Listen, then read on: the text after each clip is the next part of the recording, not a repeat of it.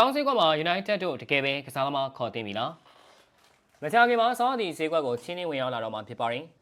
ဒီစောင်းစည်းကွက်မှာအသင်းတော်များဟာလိုအပ်နေတဲ့နေရာတွေကိုရေတိုဖြည့်တင်းဖို့အတွက်ကစားမဝယ်ယူမှုတွေပြုလုပ်လို့ရှိပါတယ်အနေရာဒီစည်းကွက်နဲ့မတူတာကစောင်းစည်းကွက်မှာကစားမဝယ်ယူရတာဟာအခက်အခဲများစွာရှိပါတယ်တက်ဆိုင်ရာအသင်းတွေကလည်းရာသီတဝက်တစ်ပြည့်ကြီးမှာအသင်းရဲ့အဓိကကစားမတွေကိုမရောက်ထုတ်ချင်တယ်လို့ဈေးကလည်းပုံမှန်ထက်ပိုပေးရတာကြောင့်လောကကန်ရခက်တဲ့အပြောင်းရွှေ့ရာသီလို့ပြောမှာပါ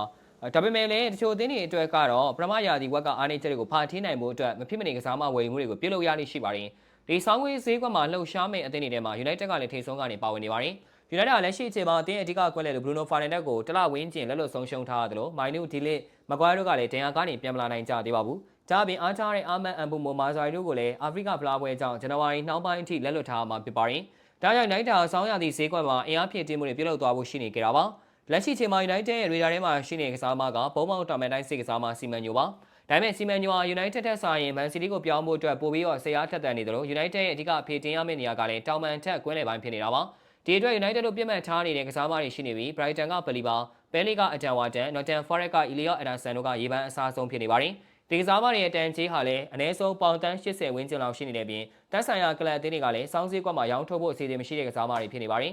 ဆိုတော့ United အနေနဲ့လာမယ့်ဆောင်းရာသီဈေးကွက်မှာကစားသမားဝယ်ယူမှုတွေတကယ်ပဲလုပ်ဖို့လိုအပ်လား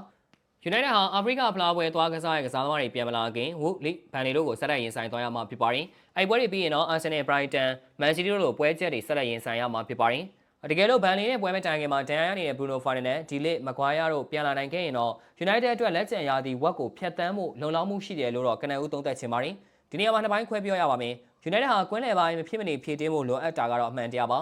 စောင်းစည်းကွက်မှာ United လိုချင်တဲ့ကစားသမားတွေကိုခေါ်ယူမယ်ဆိုရင်တော့သူတို့အတွက်ခေါ်ယူရခက်ခဲနိုင်ပါတယ်ပြီးခဲ့တဲ့နေရာတွေတုန်းက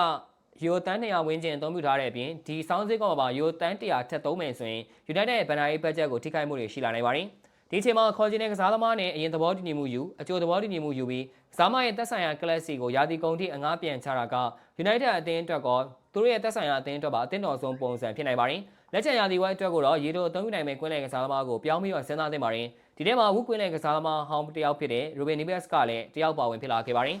အသက်28နှစ်အရွယ်ပေါ်တူဂီကွင်းလယ်အကျယ်ဝင်ရလက်ရှိချိန်မှာအိမ်လယ်အသင်းရဲ့အဓိကကစားသမားအပြင်ကစားသမားဘဝကိုဆက်လက်ပြတ်သန်းနေပြီး Premier League ကိုပြန်လာခြင်းနဲ့ဆန္ဒလည်းရှိနေပါတယ်ဒါအပြင်အသင်းကောင်းဆောင် Bruno Fernandes နဲ့ယင်းနေတဲ့ဆက်ဆံရေးရှိလာကြောင်းဒီအပြောင်းရွှေ့ဟာဖြစ်ပေါ်လာနိုင်ပါတယ်ပြီးခဲ့တဲ့ Newcastle နဲ့ပွဲတုန်းကလည်း United ပရိသတ်တွေက Neves ကို Old Trafford မှာမြင်တွေ့ရမလားဆိုပြီး Bruno ကိုဝိုင်းဝန်းမေးမြန်းခဲ့ရမှာပေါ်တူဂီကွင်းလယ်လူကအသေးပေပါပြုံးပြီးတော့တုံ့ပြန်သွားခဲ့တာဖြစ်ပါတယ်ဒါကြောင့် United ပရိသတ်တွေကတော့ Neves ဟာလာမယ့်ဆောင်းရာသီဈေးကွက်မှာ United ကိုရောက်ရှိလာနိုင်တယ်ဆိုပြီးတော့ခန့်မှန်းနေကြပါတယ်United အနေနဲ့ Neves ကိုခေါ်ယူမယ်ဆိုရင်တော့ပြောင်းရွှေ့ခြင်းအပြင်ပေါင်တန်း30ဝန်းကျင်သာကုန်ကျမှာဖြစ်ပါတယ်။ဒါအသင်းတော်ရဲ့ပမာဏဖြစ်ပြီးအသင်းတွေကလည်း28နှစ် Premier League အတွေ့အကြုံရှိပြီးသားဖြစ်တာကြောင့် Neves ကိုရေတိုကူစားမှုအနေနဲ့ United အသင်းတို့ရွေးချယ်ခေါ်ယူတင်တယ်လို့ပဲပြောရမှာဖြစ်ပါတယ်။ဟုတ်ကဲ့ပါဗျာဗီဒီယိုလေးကလောက်ပါပဲ။နောက်နေ့မှာလည်းအားကစားနဲ့ပတ်သက်တဲ့သတင်းအကြောင်းအရာတွေတင်ဆက်ပေးသွားမှာဖြစ်တာကြောင့်ကျွန်တော်တို့ရဲ့ page ကို like and follow လုပ်ပြီးဒီဗီဒီယိုလေးကိုလည်း share ပေးကြပါအောင်လို့ပြောရင်းနဲ့ဒီကုန်းချုပ်လိုက်ရပါတယ်ခင်ဗျာ။